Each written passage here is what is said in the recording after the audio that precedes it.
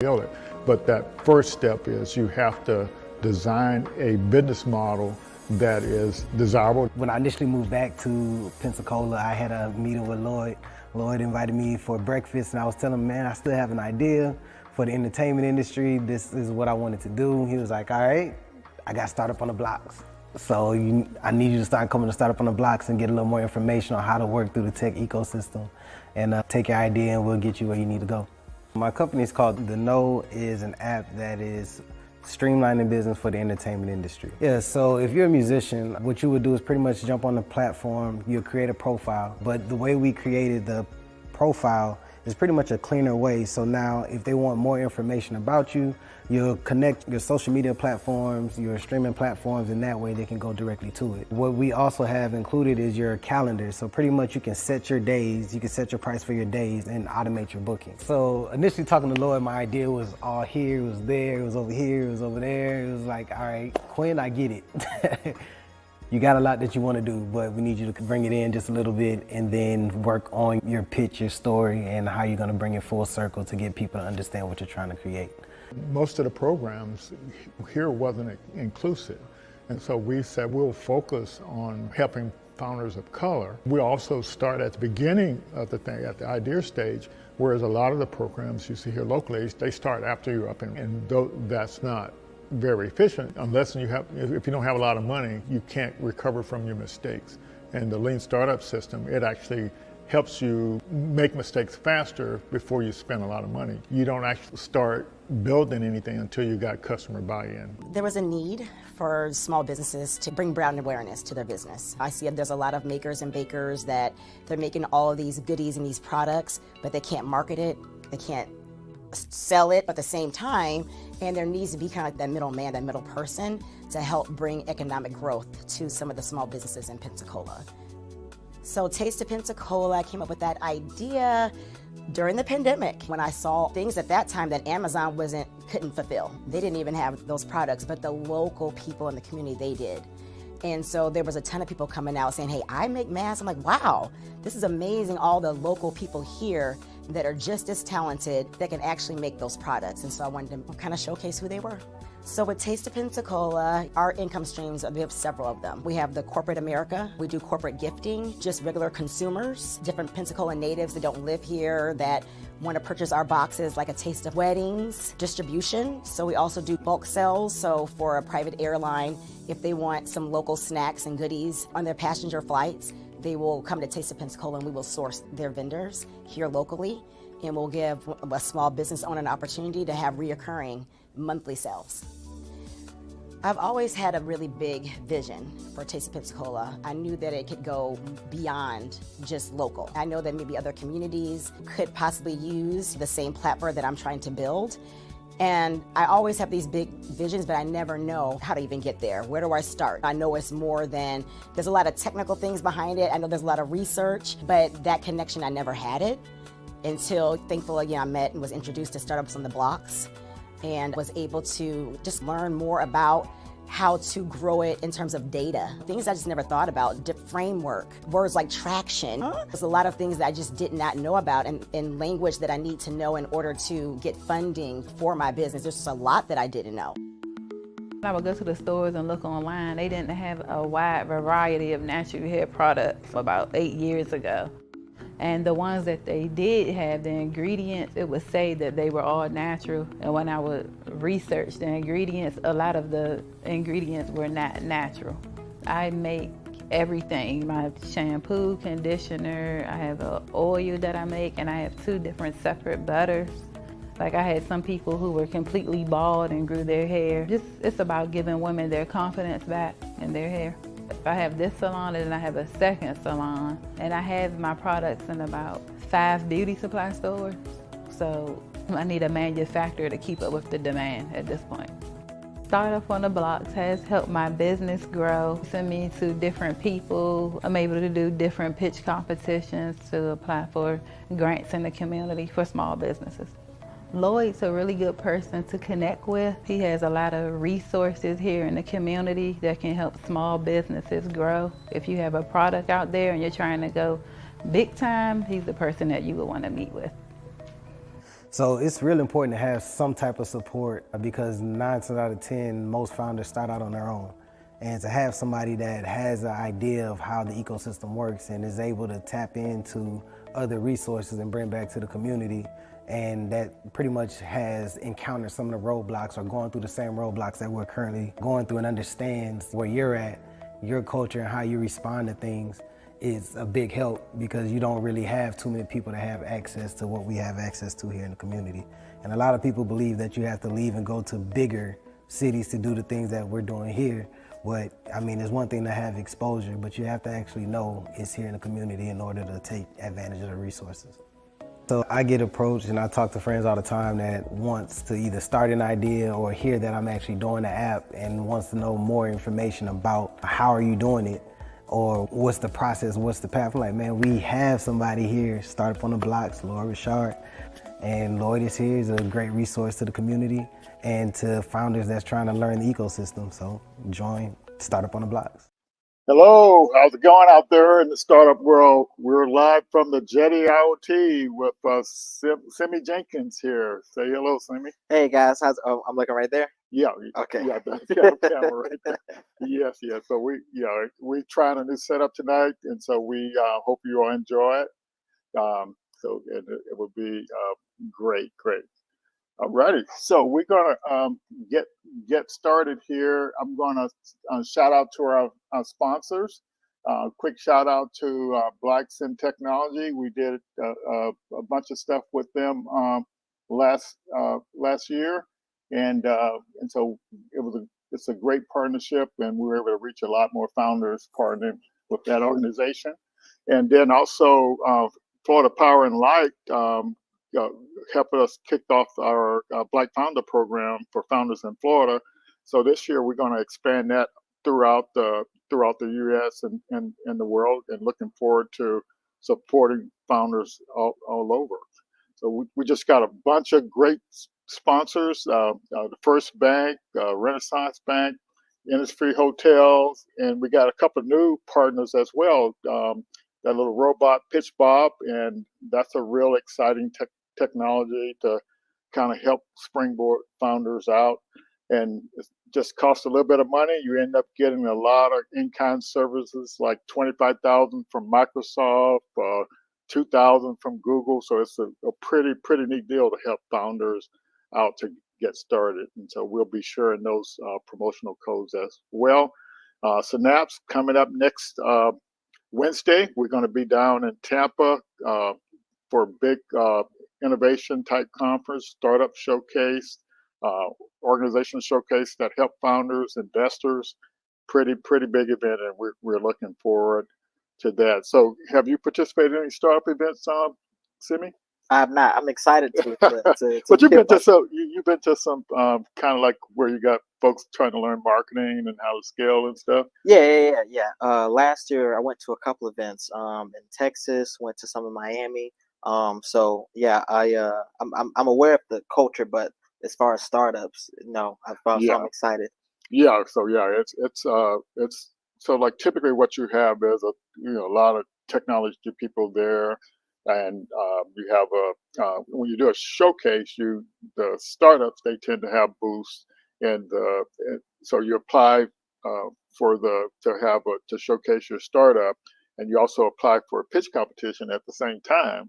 And then so when you apply, you get free tickets to the event, and so it's pretty neat, and you get a chance to win some money as well. But you get to make a lot of contacts. Yeah. So that's why we're excited about the Synapse event coming up there. So we are definitely looking forward to that. So take a minute and just introduce yourself, Simi. So my name is Semmuel Jenkins. I go by Semi, like a semi-automatic. That's cute. I'm 25, and I'm the owner of Durpul and Up 365. Fantastic. We definitely want to hear your journey, and I see Quinn out there. Hey, Quinn, that's my guy. Oh yeah, okay, all righty. So and Irvin, I don't know. Urban Bird, yeah. What's going on, That's Urban? your guy too. Yeah. Okay. Fantastic, Tony. We were just on the networking a few minutes ago, and Carlos, yes. So we're glad to have you all on it. And speaking of the networking, we were in there talking about founders, um, you know, collecting data from their business processes and collecting data from their application, so they can use that data to turn that into some artificial intelligence, and then they can implement that artificial intelligence in software to kind of automate some of their processes. And also with the applications, they can monitor how their users are using the application, and then have and build an AI of that, and so the AI can interact with the users as they're using your application, help them have a better customer experience. So it's just a good opportunity to do it. So we're going to have this Black Founders Innovation Summit coming up in April 19th. And so, and I'll pull that slide up real quick here. So yeah, so April 19th the 24th, and the plan is that we got Dr. Latanya White coming in to kind of like do a keynote, and she's been in the entrepreneurship space, but she's also studied the generational wealth and how wealth gets passed down to generations. So, and she's just a mindset expert. She's familiar with the culture of the state of mind of a founder, and how our culture, what we learned from our parents and our grandparents, how a lot of that stuff conflicts with what it takes to be a successful founder. So we're just trying to overcome some of those mindsets like that. So that's going to be really great. You said Latanya White? Yeah, Dr. Latanya White. Okay. Yeah, and she got a PhD, studying entrepreneurship and the ultra wealthy. So it takes 3 generations to build that wealth, and so she's got some good ideas and good strategy. But I love the fact that she helps founders understand the mindset of what it takes to kind of overcome some of these mindsets that how your brain is wired, and so you can kind of start rewiring it for the to be a successful founder. So if, what you were telling me a couple of weeks ago, so before you reached out, before we connected and started getting you involved in the startup thing, you were saying that you wanted to make sure you had your stuff right. Yeah. So that's what we learned. When you go out there, you got to be top notch. Yeah. And in the startup ecosystem, what happens is that you start off with an idea, so you don't know anything about raising capital if you just got an idea or anything. You see what I'm saying? You don't. What your idea has never been built before, so you don't know how to build it, right? Exactly. Yeah. Yeah, and so that's why the ecosystem meets you where you are. It helps you go get to each milestone you need to get to. So that's what the idea is there. So that's what and that's a big challenge that we have with founders, is just helping them understand we're here to meet you where you are and help you get to the next step. It's like real important. So so that we're glad that's coming up this year, and then so the next thing we like to do is, being a founder is a journey. You start off with idea, and that's like -2 on this scale right here. So you just got an idea. So what do you do when you have an idea? You try to build a business model around that idea, but you go through several phases, but like before you actually launch and open up marketing and selling your thing. So what we want to do is we want to help people at that idea stage before they go out and make too many mistakes further down the road. So I was talking to a founder today, and he builds AI solutions, so he wasn't familiar with all these startup programs. So like Microsoft will give you this amount of cloud service, Google will give you this amount of cloud service, and when you get to like that pre-seed stage, they'll even give you 150,000 cash. You see what I'm saying? Yeah. So all these programs are out there, and we're just trying to get people ready for these programs. But so we want to make sure the founders, the new founders, understand that you end up going through these different phases. So this is another way to look at the phase. You start off here, the green, the orange, the blue, whatever. But what's the problem is if you don't do good down here at the idea stage, build a good business model, then up here in the pink is where you work out all the bugs for your startup, and then that's when you can actually scale, and that's the time when you really try to raise money. But what are you supposed to do all this early on down here? So you leverage as much of the startup programs as you can. The startup programs give you can win pitch competitions. You could, if you get in a program, the program may give you money, or you may get free software, whatever. So that's what the idea is right there. And here's another way to look at it from more of a traditional business thing, but it really explains it really well. You come up with a vision, and then you want to go from that vision all the way to the exit. So we'll hop off that and just kind of get going a little bit. But it's good when you're starting something new. It would be nice to kind of know what steps you need to take, right? Yeah, absolutely. Yeah. Yeah. So yeah, and so in your startups that you've been working with, when you came up with the idea, did you know exactly what you were going to do to get to build it and advertise it or market it? I still don't know what I'm going That's fantastic. Yeah, but that's really what the whole idea is. And so the next thing we want to do is have you have a, I know you have more than two, but we'll talk about the two startups you got. But first, just what we want to kind of get an idea of your journey. You say you're 25, so what were you thinking back when you were in middle school, high school? Did you have ambitions to being a startup founder back then? I would say that I've always had it, Okay. but it really started to hit me when I was 16. I got my first job, and I remember like before the end of my first shift, I said, I can't work for anybody. Oh, you got to be before the end of the shift. Yeah, like I knew on my first shift, I said, this isn't gonna work for me. Oh wow. It was just, I would just see how people would do things, and I would just be like, this makes no sense. Okay. Okay. But then it was a thing of like, it makes sense somewhere. But then I started realizing, because I went through like 50 jobs, and I was like, oh, majority of these companies, they're actually not making any profit. Okay. And then the other thing is I started noticing like, it's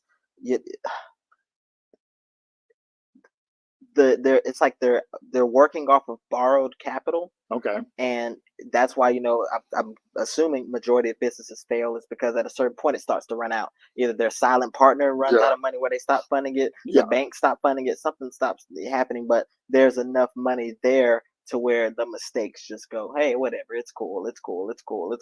And then whenever I started, doing things myself, I started realizing, crap, you have to be kind of a bit lean to really get things to work.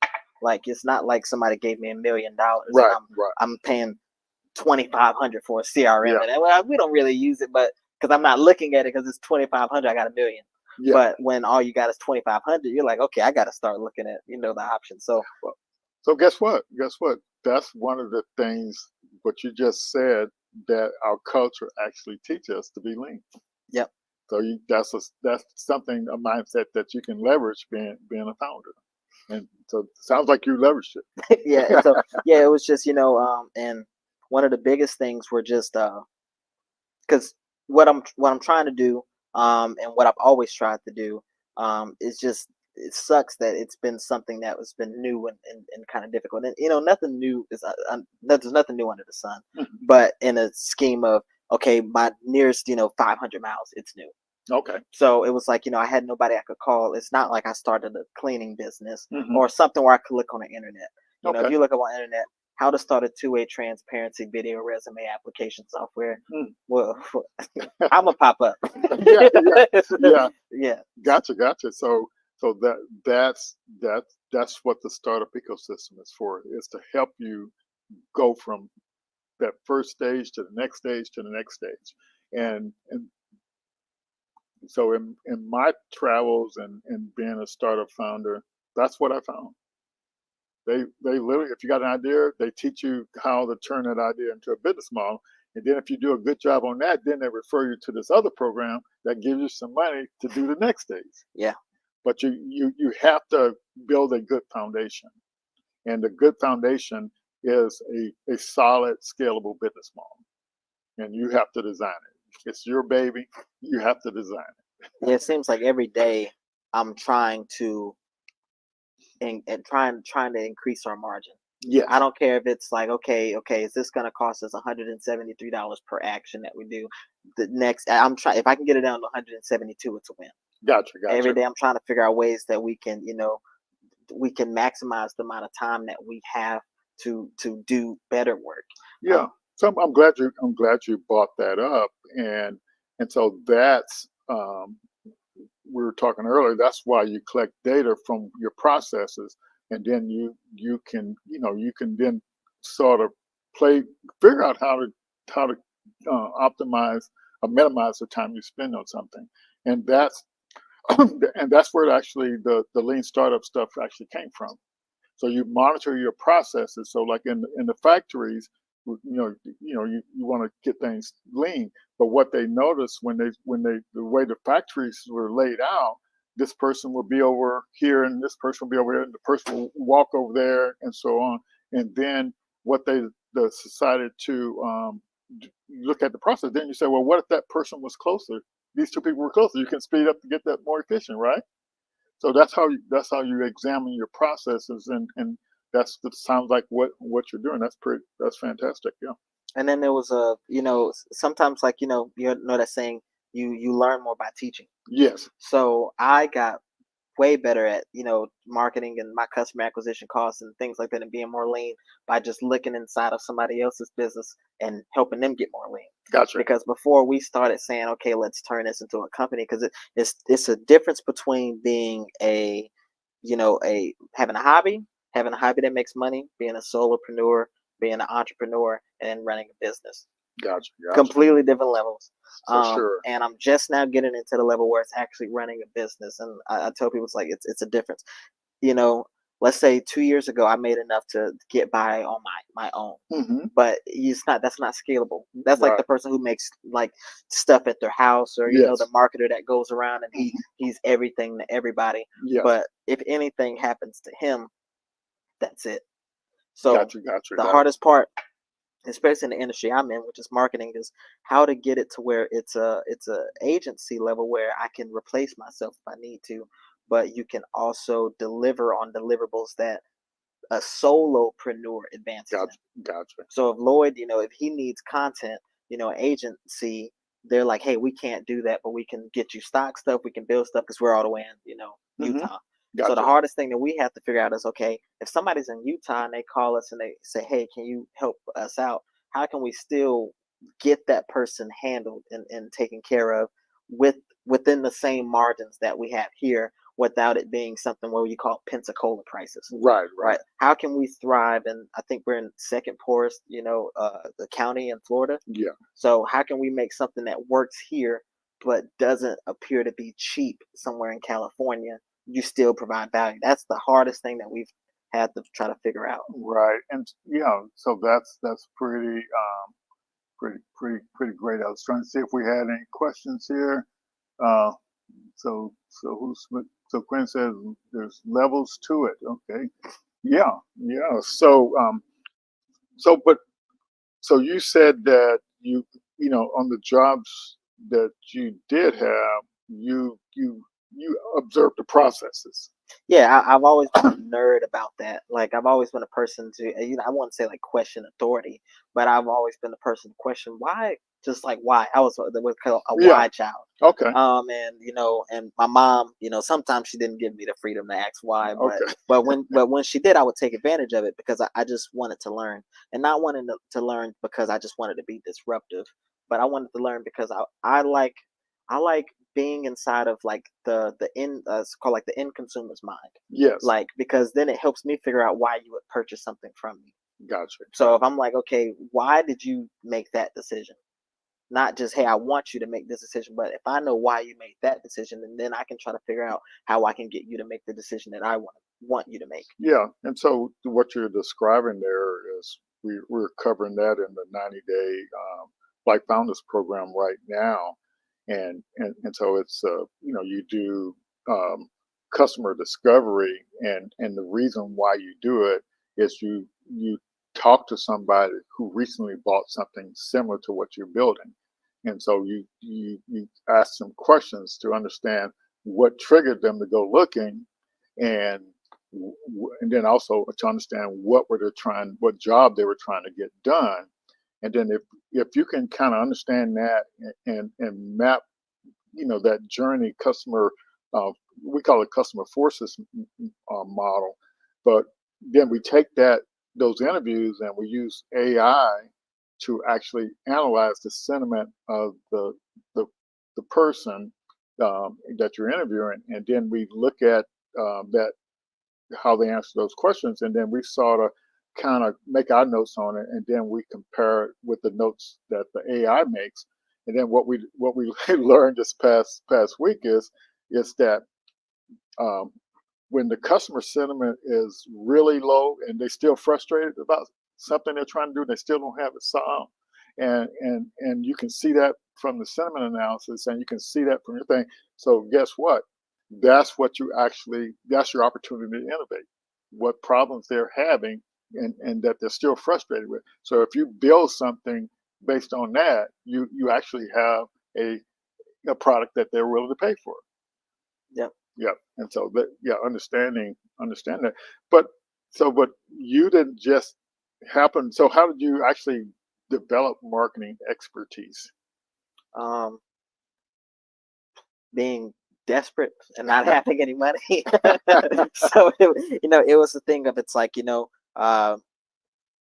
take it back to when we were doing music and stuff, right? Okay, And yeah, like anybody that makes music, they probably don't have a lot of views on it. It's tough. It's being a rapper. Nowadays it's like having two legs. Like you can go anywhere and somebody raps. okay, So, gotcha. but it was trying to figure out, okay, how can I separate myself, especially in the market where you have 50, 60,000 songs being uploaded every single day. Yeah, And then whenever I tried to, reach out to different companies or other solopreneurs or other entrepreneurs, it would either be something that was just way out of my price range, or it'd be something where their ideas were just doing what I felt like they were told that you should do. yes, And it was different because that doesn't work for everybody. right. So we had to just figure it out. We had to figure out what works. And in that, I ended it was a long journey, of course, but I developed what I called the 5 L's of marketing. 5 L's of marketing. Yeah. And so you were actually you're trying to get more views or Yeah, more. I was trying to market myself. Okay, And then, when I found something that worked through those 5 L's, I didn't know that there were the 5 L's, until after. But then when I finally like got the process down, I was like, okay, this works across pretty much any industry. okay, If somebody's willing to commit, it's like the gym. There's no personal trainer out there. I don't care if they're good or bad. There's no personal trainer out there that can't get you in shape if you do what they tell you to do. right, Right? You know what I'm saying? hmm So that is kind of the same thing with marketing.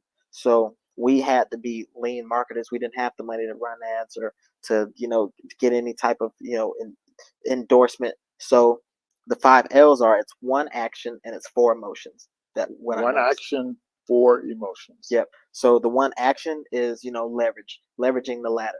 So that's building upon this.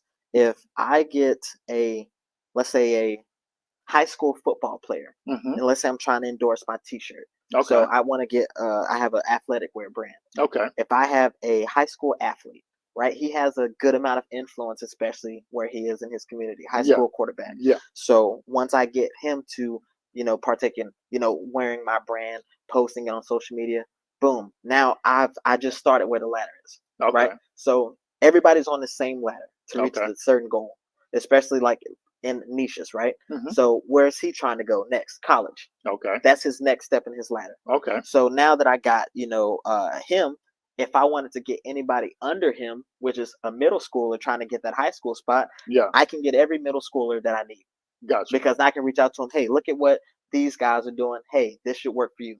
So Mhm. the same thing. We get enough of those, and I keep trying. As soon as I get that one good quarterback in college, Gotcha. Gotcha. right now, every high schooler underneath. Now, when I get that one NFL player, I can get every college player underneath.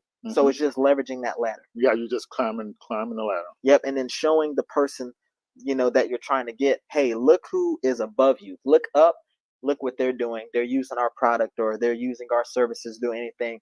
Why don't you check it out? Mhm. And then that makes them go, well, crap. They're not looking sideways anymore. They're looking at them and say, well, let me try it. Okay. Obviously, they're doing something that works if it worked for them. Mhm. That's how we started building a leverage, right? And then you have the other 4 L's, which are the 4 emotions. Okay. So if you're not making content that makes people laugh, Okay. it's not making people learn anything, Okay. it's not making people feel love, Okay. or it's not making people, loathe and get, feel sad, anything like that, Gotcha. the content is useless. Mhm. Because right now, with everything going so fast on social media, people can only process a certain amount of emotions. Gotcha. So everything's just 5 seconds, 6 seconds, 7 seconds. So if you're not doing content that drives any one of those 4 emotions, then people are just not going to tune into it at all. Gotcha. Gotcha. So you learned this by when you were making the beats or trying to get. Whenever I was trying to get our song that we had to go viral, is what people call it, Okay. online, and it was a lot of hard work. But what it was I went back to my mom. Told me my mom said honesty is the best policy. Okay. So what I did was, at first we tried using some marketers, and like Derek was like, hey, Derek's my partner. You met him Yeah. earlier. Yeah. He was like, hey, I got $600 for us to get this song going, and I'm Okay. like, oh man, that's a lot. At the time, I'm working at Walmart part time. Gotcha. So Gotcha. $600 is like what I make in a month. Okay. So when he tells me he got $600 for our song, I'm like, oh, we got we got a pretty Yeah. good budget. Yeah. So we started with using some people that said that they could do marketing for us. And in retrospect, I think they got about 40, 50 views. Okay. I mean, not views, videos. Video. So it's like for Startup on a Block, so you spent $600 and got 50 people to shout out Startups on a Block. That'd be a pretty good return on investment. Okay. But for what we wanted, since you get 0.00376 cents a stream, you got to get a lot of streams to get that $600 back. Yeah. So I was like, man, this isn't enough. Mm-hmm. So D was like, okay, give me a month. So it took a month. He was like, all right, I got $400. I got 1,000 and I'm all in. We got to make it work. So I knew that I had to be lean. Yeah.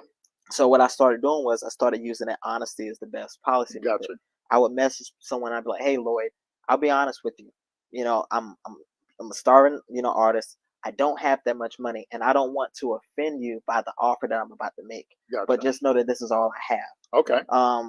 I think that my song, I think that it would work great for your audience. I'd give them a reason why it would work great for the Okay. audience, and I would just say, I would love to cover your lunch. Mhm. Something. Maybe I can get you, a Whataburger, get you a sandwich, anything like that. Mhm. And by chance that you can't do it, I completely understand. But do you know anyone that would do it for this? Okay. Once we started doing it that way, man, I would say we went from that. We had, like I said, the 50 videos or so. That next month, we had 20,000 20,000 views. people. No, 20,000 individual people Individual made a people. video to the song. So say back up. Let's say that again, so I'll make sure I get it. So let's say, like, if I had a challenge, like, let's say we did something like, hey, I got a startup on a blocks hashtag. I want to get going. So I Okay. need everybody to make a video about how you started up on your block and where you're Okay. at now. Let's say 20,000 people did that Okay. on behalf of Lloyd. Okay. Gotcha. That's what it'd be like. Okay. Gotcha. So we kept doing that, and we kept leveraging the ladder. And what's crazy was I still had like $200 Okay. because what happened was most people would just say, "Hey man, no problem, I'll do it for free." Mm-hmm. And then now that I got somebody to do it for free in a certain niche, let's say I got a singer or I got a football player, I got something like that, if they had 50,000 followers, I would just go under their page and see who was following them. Mm-hmm. Anybody who did something similar, if they had less than 50,000 followers, I would send them that video because Okay. they're already following them. Yeah. They already have less followers than them. Yeah. So now they're under my ladder of leverage. Okay. So we did that, and within 6 months, it was 100,000 people making the video per day. We had the number one sound in the world. It was millions of videos being made per month, Okay. and just from that, and I learned a lot through that. And at first I didn't think much of it until when I had got back from Miami because I moved for like a couple months. Okay. I had a business ask me, "Hey, you think you can help us on TikTok?" Yeah. And I was like, "I don't know," I didn't think that it would work outside of music because they didn't have a challenge, they didn't have anything. Yeah. But when I started applying that same thing of, "Hey, we're gonna get an influencer, we're gonna set it up, we're gonna make a great value proposition, and that's how we're gonna run it," Okay. it worked. Fantastic. And then worked with a restaurant, it worked. Okay. Then I worked with a clothing company, it worked. And then it started becoming a thing. And then I had companies like L'Oreal reach out to me, companies like Snapchat and DraftKings and these big $1 billion corporations saying, Mhm. "Hey, you're good at this influencer thing. Yeah. Let's get it going." And that's how I got the start. Okay. Fantastic. So it's amazing that you can take up principles that your mother taught you and just turn that principle into gold. Yeah. Just that's pretty fantastic. So I think when I first kind of heard about you and I met you, and then you had this beat, and what was the name of that? It was a stop, drop, and roll. I wish I had thought to bring a little recording of that and play it because when I first heard it, I said, "Man, we need that on Startup on the Block today." as I lead it. Yeah, yep, and but yeah, that's pretty fantastic. So you started out, out of high school or in whatever you got your first job you had. You sort of got things when you didn't want to work for anybody, but you have to make a living, so you got till you get out on your own. So did you have any other experience that helped you with your marketing? Or was that story you just told the main thing that got you? I mean, I learned a lot from that because at one point, I thought it was a Mhm. fluke. Uh-huh. Um, Yeah. Go ahead. because I was just like, okay, we got lucky, and some people, were saying that until, like I said, I started applying those principles, Mhm. and when they just kept working and working and working, I was like, okay, maybe I have something here. And Mhm. then it made me feel like I was good at something other than music for once. Okay. So then it made me start diving in deeper. So then I became a student.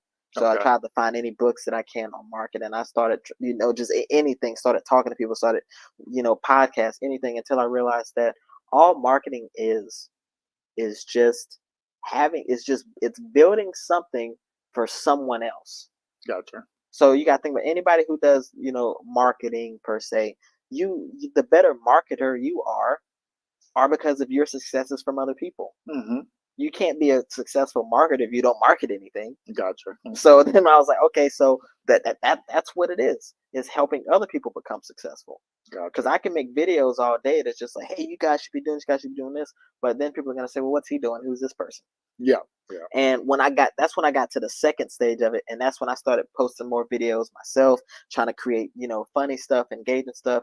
And when we started putting out our little videos, we probably quadrupled our business in less than 3 weeks Gotcha. just by doing what we're saying.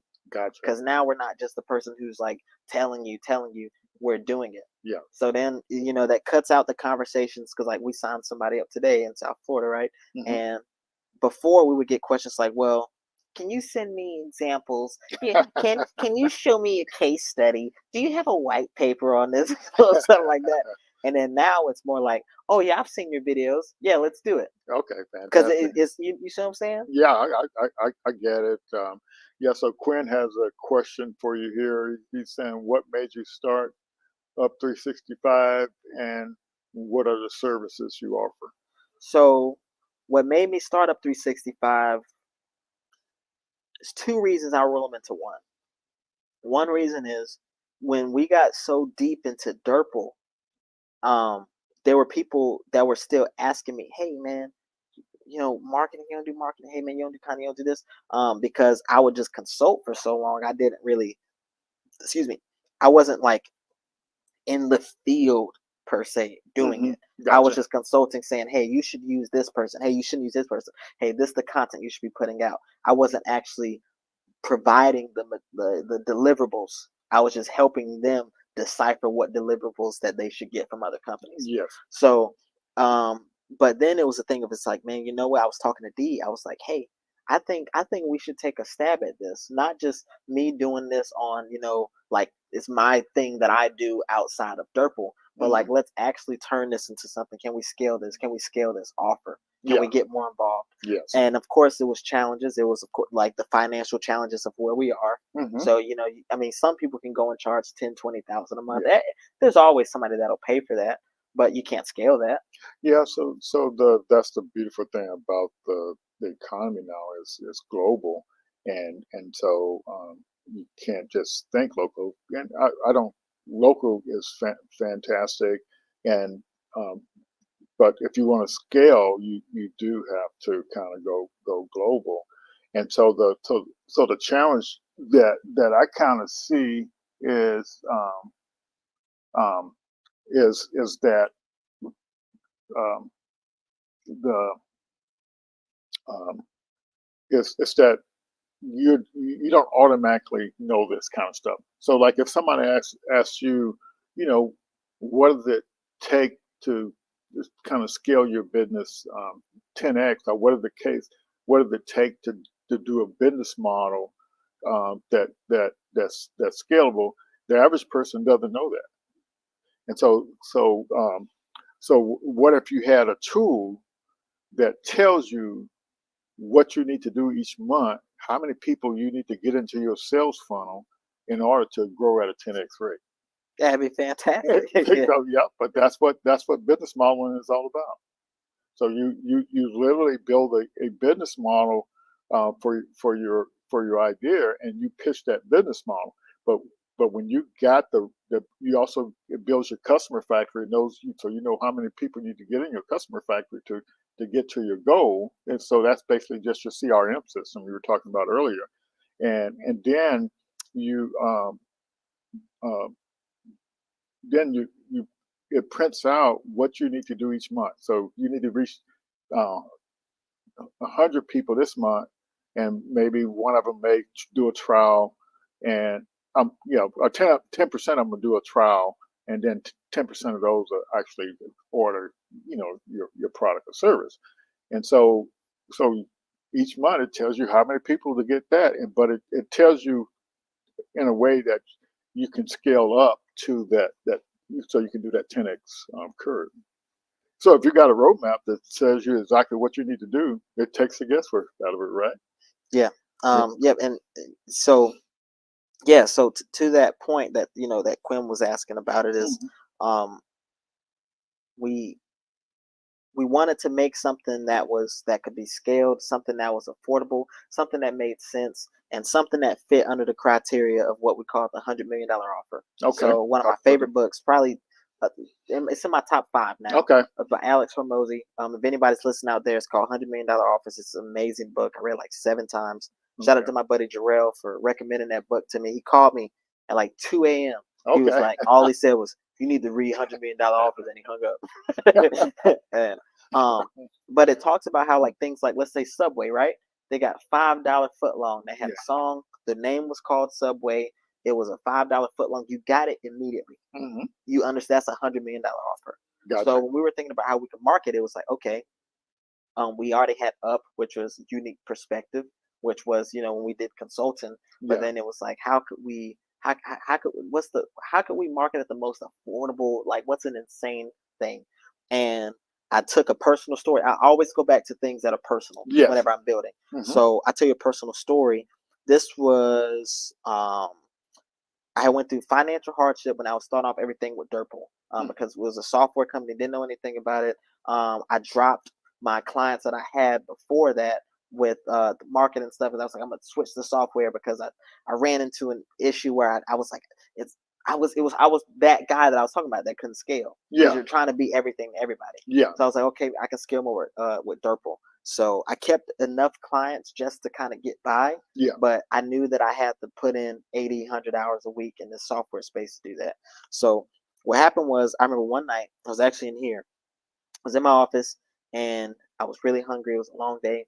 And at the end of the day, I'm like, all right, I'm going to go to Subway. So I went to Subway. I went in and I'm like, hey, what's the cheapest sub you got? I'll take it. She was like, meatball marinara 6-inch. I was like, cool, got it. So she's making the sub.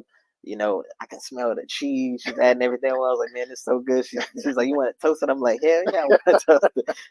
So when she gets up to the counter, I think she's like, that'll be $7.20 or $7.25, something like that. So I'm like, okay, cool. So I swipe one card, doesn't work.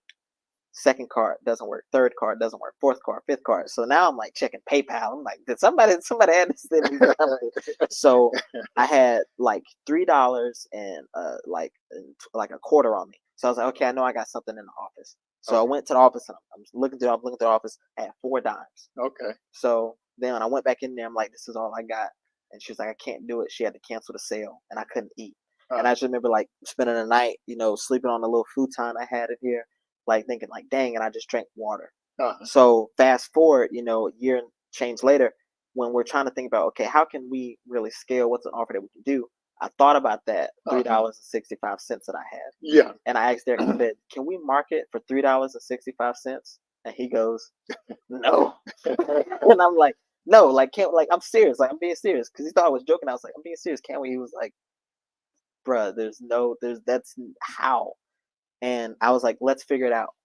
And for a month, we literally sat and we tried to figure out what's the perfect offer. We're twisting numbers, we're turning numbers, we're trying to figure out how can we get this thing to scale? How can we get what the $100 million offer? So when it's like, hey, marketing for just $3.65 a day, how can we make it to where when somebody contacts us, that's literal? And we're not just putting something out there like Subway, $5 footlong, the footlong, $8.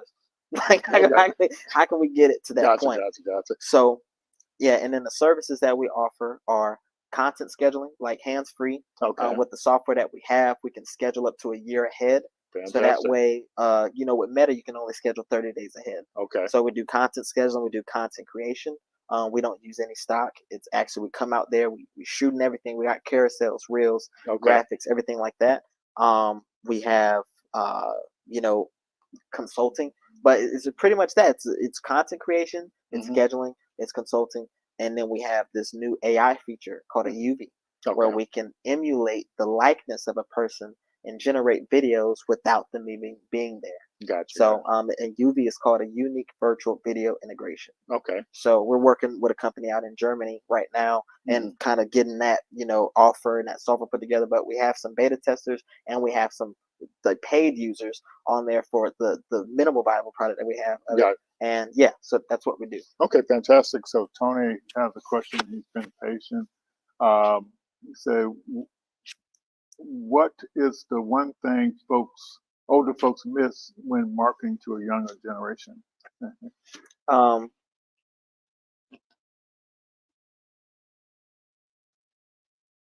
I would say the thing that I feel hurts businesses the most is they have to get over the fact that it costs more money than they think it does. Because this is what happens.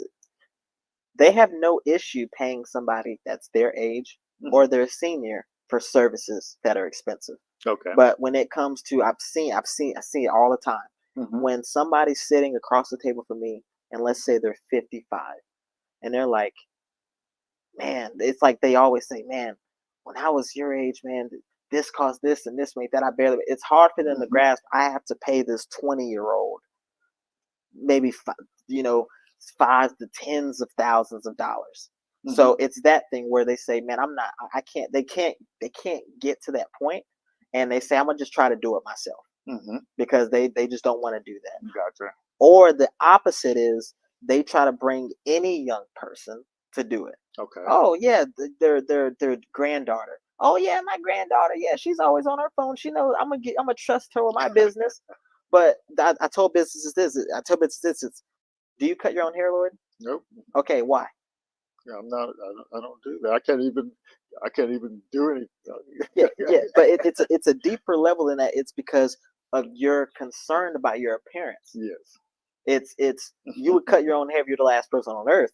But Oh, it's for sure. I'll just cut it all off. yeah, but it's a thing of you're cautious about what you look like when you step outside of your home to the world. Yes. So I tell businesses all the time, when you let somebody who's not, who doesn't have that Expert. experience, Yeah. an expert do your marketing, that's your haircut online. Yeah. When people look at it and say, man, that's kind of jacked up, man, this is kind of, they're judging your business by that. Yeah.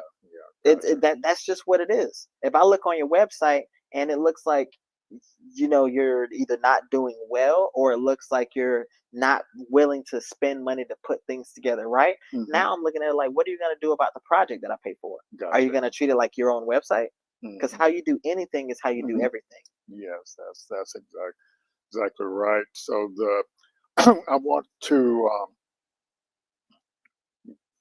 and you're talking, and you made a challenge to yourself.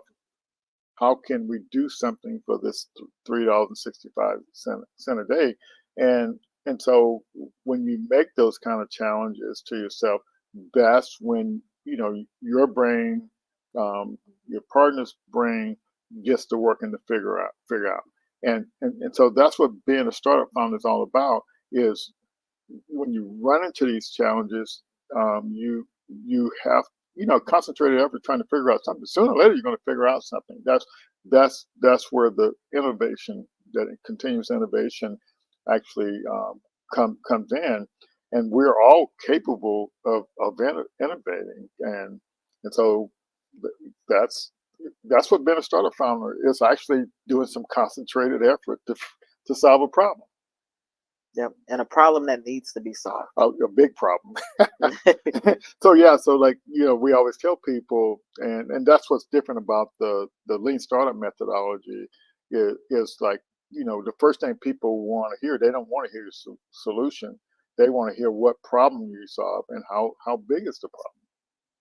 And so and because if there's a problem for people, you that means there's customers out there potentially willing to pay.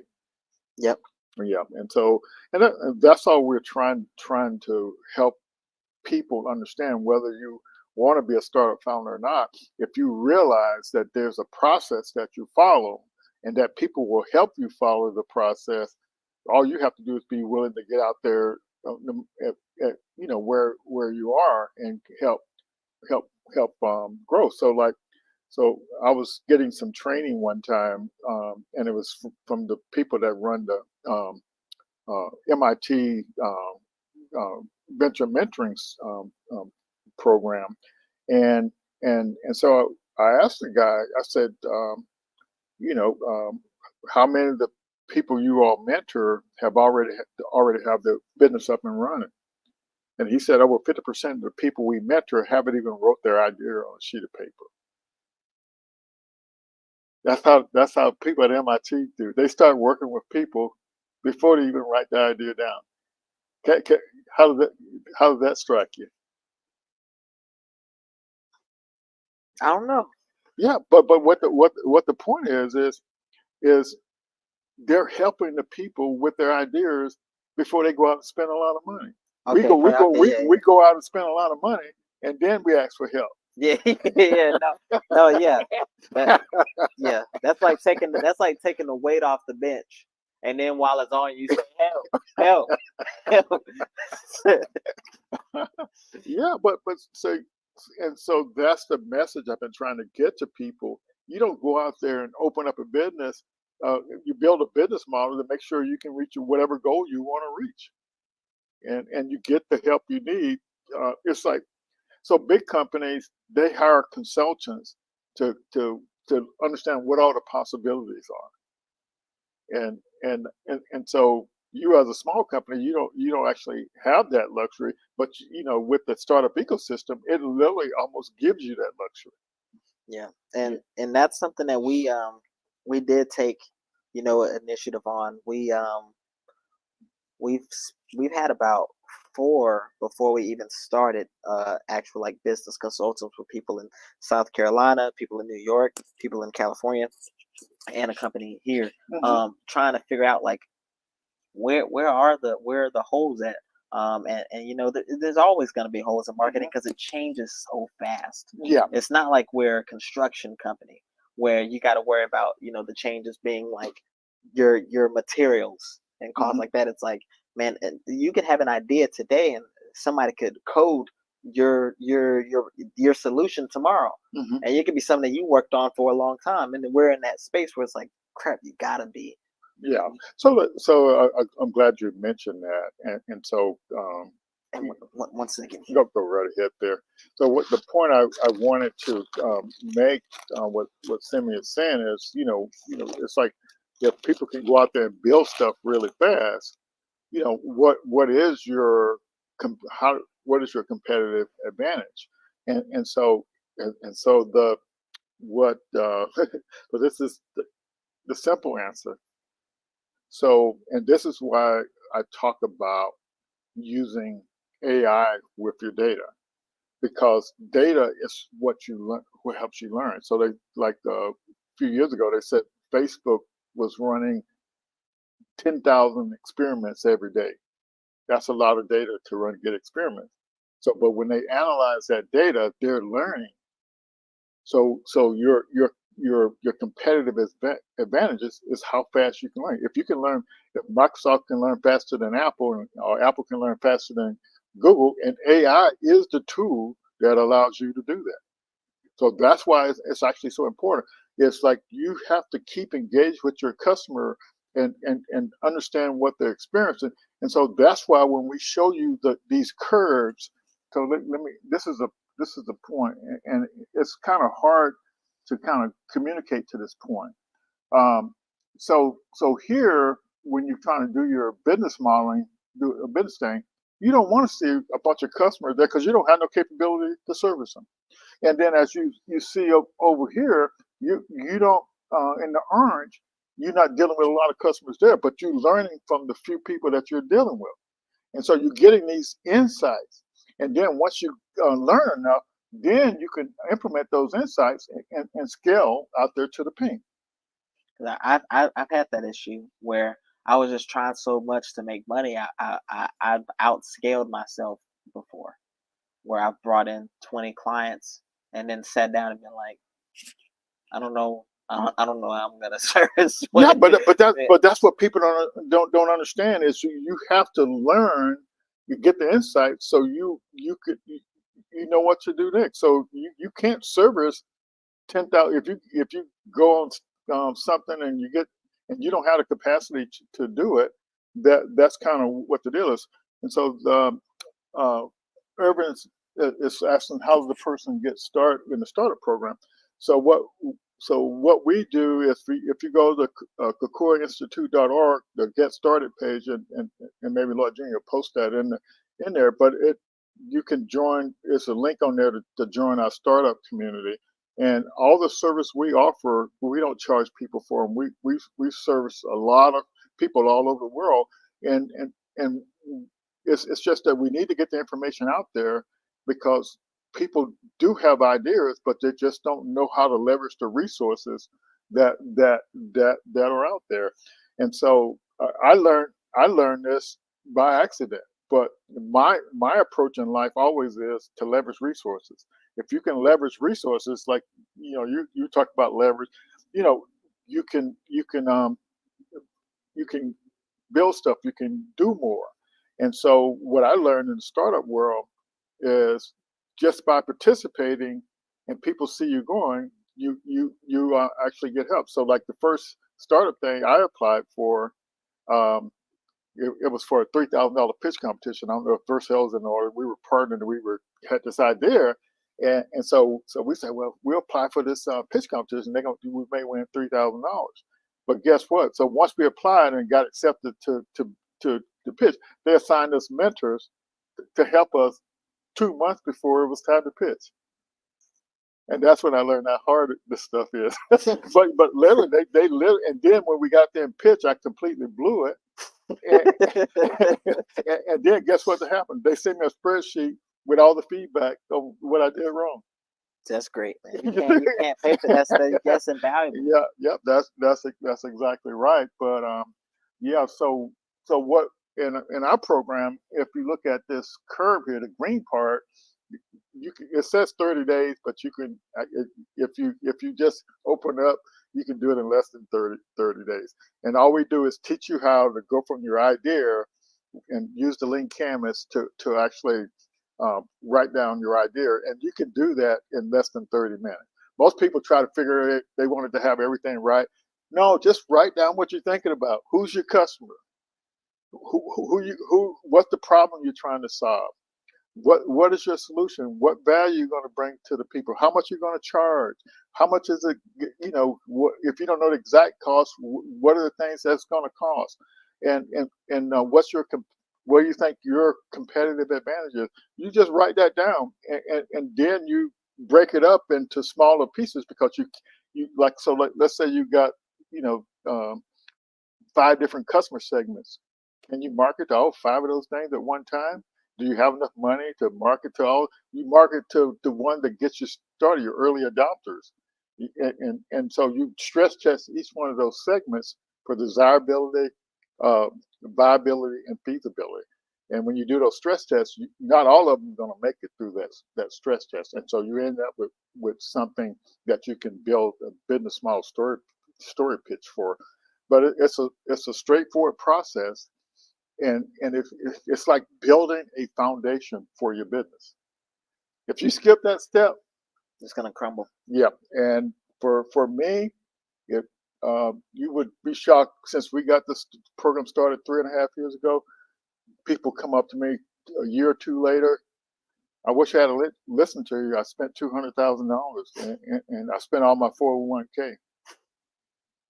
Yep. And that's learning the hard way. Why not learn the best practices before you get out there? It's an adventure.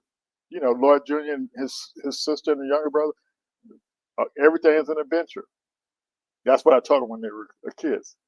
So no matter what you run into, just treat it like an adventure. You don't know what's next. It's an adventure. You're going to learn when you get to it. So one of my favorite quotes, it says that if the path for you is clear, that means that you're probably on somebody else's. Yeah, that's right. And so the strategy for me my entire life was leveraging resources. And so when I started this startup stuff, I said, what are the resources out there to help me? So like in my case, not giving up any equity in my company. I got almost $150,000 in cash. I got incentives, from all these companies, over $300,000 worth of incentives. Okay, and then training. Not even counting that. I got free internet service. I got free cloud service. You see what I'm saying? It's crazy. And I tell people I use Microsoft, Office and other products from Microsoft. I haven't paid for a Microsoft product since I did my first startup, because the program allows you to keep using the license. That's cool. I'm paying for it. If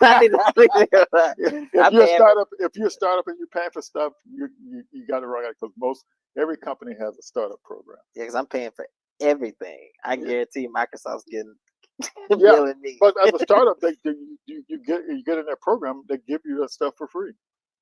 Yeah, I need to take advantage. We talked about that too. I need to take advantage. Yeah. So I was building some technology one time, and a guy working downstairs, he said, he was doing CAD drawings and stuff like that, and he said the company was looking for innovative solutions related to their products, and I said, well, the technology that I'm building right now, it can be applied to that. You can literally use it for that. So people who only need certain information, they don't have to get licenses to do all the drawings and the 3D stuff. And so I applied for the company startup program. That was like in 2013. Wow. I get to get all the software free to this day. Wow. You see what I'm saying? But it's just, yeah, it's crazy. So take advantage of the resources out there, folks. And so this particular curve I got up here, it's a traction curve and a money curve. And what happens is when you're down here in the green and the orange, you're in the red. You're actually not making any money.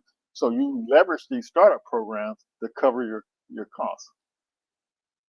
You see what I'm saying? That's until you get to the point where the blue and the pink, and and getting those stuff down good. So like so so you gave us a good lesson on marketing today. We actually appreciate that. And so I said, well, you can. So and what I learned from what you're saying is content. It's content marketing. I think what you explained, isn't that the whole concept of it? You use content to generate. You can't beat it. Mhm. It's no one. No one can beat the person that's making the most content about it. Okay. Like right now, I could pretty much beat Google if I made enough content about something. Yeah. Meaning that I'm gonna pop up when you ask that question before Google has their answer Gotcha. if you dive into that niche enough. Gotcha. So that's why like when I'm bringing on clients, they always get like people get so weird when I have to do like generic stuff because they're just like, oh, I don't care what you want to do. This is what people are asking. So if you're a I don't know, Lord, name an industry. AI industry. Yeah. So if you're in the AI industry and if the most asked question is what is AI, damn it, you answer it. Don't say I feel like no, that's what you want. So the first thing I do with every client is when we sit down, I say, hey, these are the 25 most Googled questions of your industry. We're about to answer all of these questions in less than 60-second video. Okay. Because once you start doing stuff like that, now you got blog posts, you got things. Bloggers, they look for people like that who are answering this because they have to give people the right answer within the shortest amount of time. Yeah. So like I was listening to some YouTube videos this morning, and I'm going to reach out to this company and try to partner with them because they're creating. So they created a chatbot thing that you can kind of briefly describe your business idea, and it'll evaluate it for scalability. It'll evaluate it for content, what it costs to implement it, and it scores each of those areas from 1 to 10. And so, like, if let's say you're trying to figure out how to scale it, and you based on what you describe your business in a couple of sentences, 3 sentences, and you're not giving away proprietary in those 3 sentences because you're always pitching what you're doing. Because otherwise, how are people going to know what service you got? And so let's say you get a 5 out of 6 in scalability. And then all you have to do is ask, well, how can I improve the score to 8, 9, or 10? And then it tells you all the things you can do to improve the scalability of it. Isn't that fantastic? Yeah. Yeah, and so they have a lot of different products, like including marketing, board stuff, and so guess what? All their videos are under 60 seconds. Because that's the content that's optimized. Yeah. Because Google, they look, like I said, if they're doing 10,000 a day on Facebook, what do you think they're doing on Google? They're learning how people are. They're learning our attention spans. Yeah. They're learning that when they ask a question, they're like people wonder how they got captions for everything. They got captions because they're reading your video. They're analyzing video before you even upload it. Yeah. And then they're saying, this is trash. This is good. Okay, cool. Let's feed this to people. How many people viewed this video? How many people stayed? What's the drop-off time? Did they watch the whole thing? Did they refer it? Did they share it? Yeah. And that type of stuff gets put, it's kind of sets the algorithm. Yeah. And because they talk about these For You pages, people don't realize it's in the name. It's for you. It's made for you because of these factors. Same thing with social media. It's social media, it's in the name. It's media that's supposed to be social. Yeah. So it's like people love doing CTAs, call to actions all the time, but the content that really does good is the content that you're not even asking them to purchase your services. You're just either informing them on how they can do it themselves, because one, they're either gonna try and fail horribly and then call you anyway, or they're just gonna say, man, he really knows what he's talking about, and call you anyway. Yeah. So So we appreciate those insights, and I think you definitely got the audience attention tonight with all those insights. And so with our Startup on the Blocks program, we literally trying to train founders on the best practices for building a startup, train founders, and on trying to close that knowledge gap. And so there's like for minority founders, it started off just mostly for Black founders, but corporations that set aside over $60 billion since George Floyd to support Black founders. But if you don't learn these best practices, you can't get any of the money. Yep. And that's what the deal is. You have to know how to communicate, in these marketing terms like you're talking about, in these scalable business models and stuff like that. You have to be willing to learn and learn how to innovate. So we got about 10 coaches that work with the founders to kind of help them. But what we realize is we can't reach a lot of founders, doing it that way. So we're going to have to, get the coaches to leverage some of these AI tools so we can help the founders learn a lot faster. And so that's what our strategy this year is. And we're going to be offering out some little 2 or 3 hour boot camps to kind of get you from, zero to some things to kind of get you started and going. And we're going to help evaluate your idea for you so you can kind of know what you need to do to make it scalable, and just a lot of different services to support founders on moving faster. We appreciate everybody. So are you out on LinkedIn?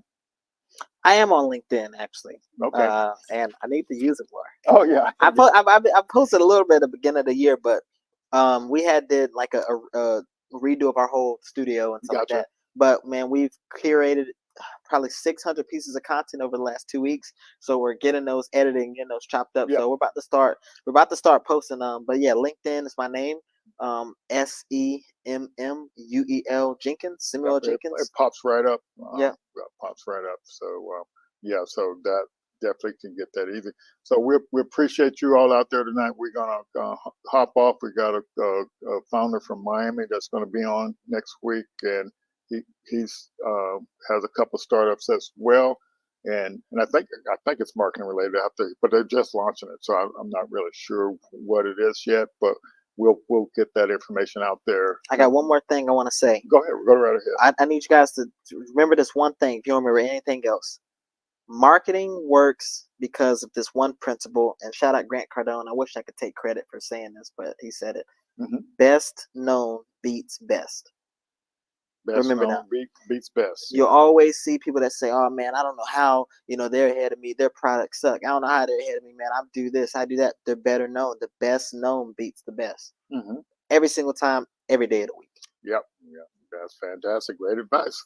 All righty. We'll see you all next week. And we want to thank you, Semmuel, for thank you, Lloyd, coming on and sharing this. We really, really appreciate it.